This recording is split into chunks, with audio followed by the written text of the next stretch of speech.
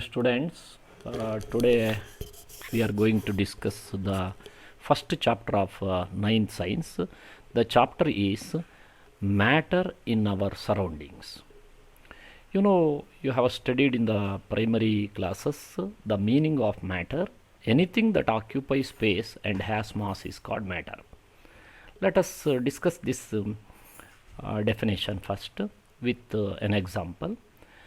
See, we have taken a box, we have placed a brick in it. What is there inside the box? There is empty space is there. We have placed a material, that is brick, inside the box. The brick occupies certain area inside the box. That means brick occupies the space. So brick is a matter and it has mass. It has made up of many materials, many particles. So we can count the number of particles present in the brick.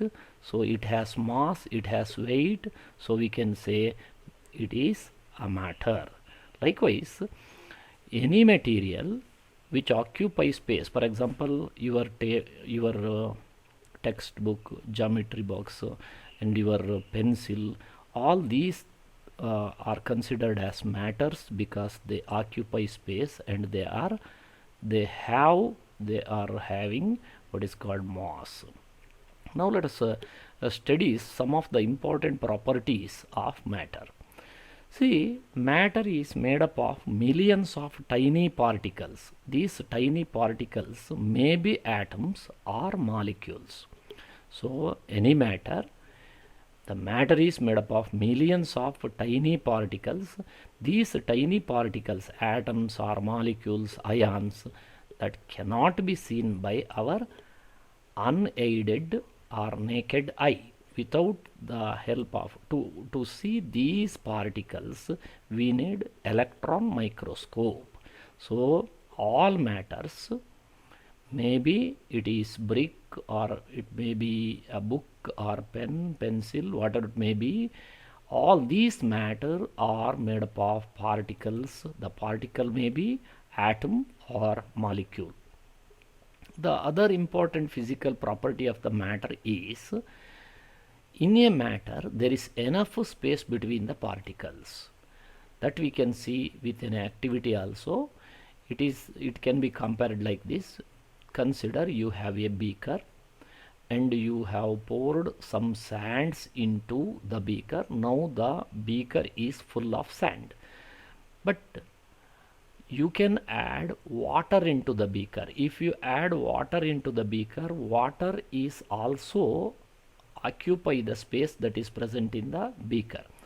Some more water can be added, and if you can add sugar to the water now dissolves the sugar. So what is there in the beaker now? Sand is there, water is there, and sugar particles are there. Why water can occupy the space in the beaker? This is because there is enough space between the sand particles. So now you can compare this example to any matter. Likewise, matter is also made up of particles. These particles having enough space in between. There is enough space between the particles. This is the second property we have studied. So let us conduct an activity to understand the material concept which we have studied just now. See, take a beaker. Here there is a beaker now. See, this is beaker. Fill half of the beaker with water. See, this beaker is filled with water. So you can mark the level of the water. This is the level of the water. So initially we have to mark the water level. Now dissolve a spoonful of salt into, a salt or sugar you can add into the water. You can see no change in the water level, but see, water has occupied space inside the beaker. Okay, but salt will also occupy certain space. So the level must be increased, but it is not so. The level of the water is constant. It does not rise up. So you can explain it is this is because when we dissolve salt into the water, the particles of salt or sugar get into the space between the particles of the water. So there is water particles here, water molecules are there. There is enough space between the molecules. So that space is occupied by the sugar or salt. So this activity help us to learn one concept. See, physical nature of matter, we are going to conduct another experiment or another activity to show. Let us conduct an activity. The size of the particles that are present in the matter are very tiny. So this activity let us study now. So for this activity you need 3 or 4 beakers and fill each one of them by 100 ml. For example, let us fill water for the first beaker. 100 ml of water is taken, and the second and third beaker are filled with only 90 ml of water. Now you add 1 or 2 crystals of potassium permanganate into the first beaker. See, this is the image. We have taken here 4 or 5 beakers are there. We have taken 100 ml of water in the first beaker, 90 ml in the second and third, fourth beaker, and so on. So we have taken only 100 ml in the first beaker. We have added few crystals of potassium permanganate into it. See the color. It is dense pink color can be seen. Now we, with the help of a syringe, we have to remove 10 ml of potassium permanganate solution from the first beaker and add it into the second beaker. See the color difference here. Almost this is lighter than the first one. The color is lighter than the first one. So now again take 10 ml from the second beaker, add it into the third beaker. See, the color is formed in the third beaker, but color is comparatively lighter than the second and first one. Similarly, you repeat the experiment for third and fourth beaker. See the sixth beaker. It is even though you have added potassium permanganate solution 10 ml, the color is unchanged. What does it mean? Why it is so? This is because here the particles of potassium permanganates are there, but they are very tiny, which cannot be seen by our naked eye. So this is the experimental detail. See, when we add potassium permanganate into first beaker, after some time the solution turn purple color. Take a spoonful of, or we have taken 10 ml from with the help of syringe, and add to another beaker containing clear water, pure water. The clear water now turns colored. Keep diluting the solution like this for many times. This shows that just a few crystals of potassium permanganate can color a large volume of water. So this experiment helps us to conclude this. The conclusion is like this: any material that is made up of millions of tiny particles, one crystal or two crystals of potassium permanganate has many millions of tiny particles in it. So this is the conclusion. Then another physical property of the matter we are going to discuss is there is attraction between the particles, but this attraction is differ from one matter to another matter. To conduct this, we have three different types of materials here. What we have taken is, we have taken iron nail, we have taken chalk, and we have taken a rubber pad. Okay, so let us beat these materials with the help of hammer to break. Iron nail get stretched. it becomes plate like, okay, when it is beaten by the hammer. But what happens in case of chalk? Chalk breaks into pieces. Whereas in case of third object, that is rubber pad, when rubber pad is beaten by hammer, its shape changes. But after removal of the hammer, the shape of the rubber pad is regained. So this shows that there is a strength of attraction, there is a force of attraction between the particles, but this force, this strength that is present between the attraction force between the particles is differ from one matter to another matter. So this we have learnt with this activity. Now let us study the differences between the three different states of matter. So you know, matter can exist in three different states: solid state, liquid state, and gaseous state. So these are the three states of matter based on their based on the nature, the arrangement of the particle. We can group materials or matter into solids, some as liquids and others as gas.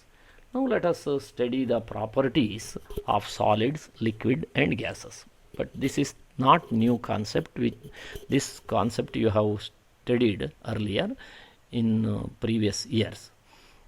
See, solids have definite shape and distinct boundary. So this is the main character to classify the matter as solid. Solid, for example, you have solid material. Take for example, book is a solid. If you place the book in the bag, it has the same shape. If the same book is placed on the table, its shape remains constant. It does not change its shape, and it has the distinct boundary. It has breadth, length and height. So any material which has definite shape and distinct boundary means margin, then it is called solid. Similarly, if you come to liquids have definite they do not have definite shape. Liquids have no definite shape. They take the shape of the container in which they are kept. For example, water is a liquid. Let us pour water into a cylinder. What is the shape of the water now? It is cylinder shape. If you fill the water into a football, then the shape of the water is football shape. So water is a liquid, or any liquid does not show definite shape. They take the shape of the container in which they kept. Gas is the third substance. Gases do not have definite shape, similar to that of what you call liquid. They also acquire the shape of the container in which they are kept. Now next character we are going to discuss is solid. Solids are rigid. They are very hard. Generally they are hard. They have a tendency to maintain the shape when subjected to external force. We have hammered the iron nail. The iron nail stretch, it does not break because the iron nail is a solid and it is a rigid solid. They may break if the external force is strong. This you can recall. We have beaten a chalk piece with the help of hammer. It breaks into pieces. But it is difficult to change their shape. To change the shape of the solid is very difficult. If you come to the liquid, liquids are not rigid, gatti iradilla. They flow, haritave, and change the shape. So they acquire the shape of the container in which they are kept. Gases are not rigid. They also flow. Then the particles are the flow, or what is called spread of the air or gas is rapid compared to that of the liquid. Again we are going to continue the third differences between these three, solid, liquid and gases. The third difference is solid have fixed volume. You can measure the volume. For the volume of, you can measure the volume of the brick by measuring the length, breadth and height. If you multiply length, breadth and height, you will get the volume of the solid. But liquid also, they have the fixed volume. You can measure 1 liter water, 1 liter milk, that is the volume of the liquid. Then if you come to the gases, gases do not have definite or fixed volume, because gas can be compressed by applying force. So if there is force, it is compressed. If you remove the force, then it occupies larger area. So gases do not have fixed volume. And let us study the particles arrangement. Particles in the solids are closely packed.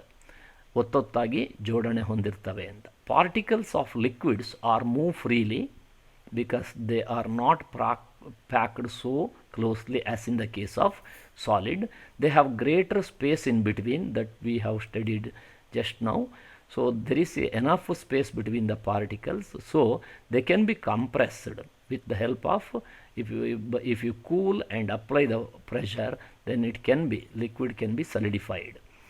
Then gases particles are apart from each other. ತುಂಬ ದೂರದಲ್ಲಿದ್ದಾವೆ. The distance between the particles in the gas is comparatively larger than that of the liquid. The space between the particles of the gas is largest among the other two states of matter. So if you compare the distance between the particles, distance between the molecules in case of gas, it is larger than that of the liquid and larger than that of the solid. Then comes diffusion. Diffusion means spreading. As the particles of solids are closely packed, there is a less or no scope of diffusion. The rate of diffusion of the solid is less than that of liquid and gases. But as in case of liquid, as the particles of the liquid are loosely packed, so there is a scope of diffusion. So liquids move from one place, or we can say they flow. So they flow from the region of higher concentration to the region of lower concentration. So there is a scope for diffusion here. So diffusion rate is less when compared to that of the gas. As the particles in case of gas are far away from each other, the rate of diffusion of the gas is highest among all the three states of matter. When compared to solid, it is very less or no. In case of liquid, it is there, but it is lesser than that of the gas. So these are the differences between what you call solids, liquid and gases.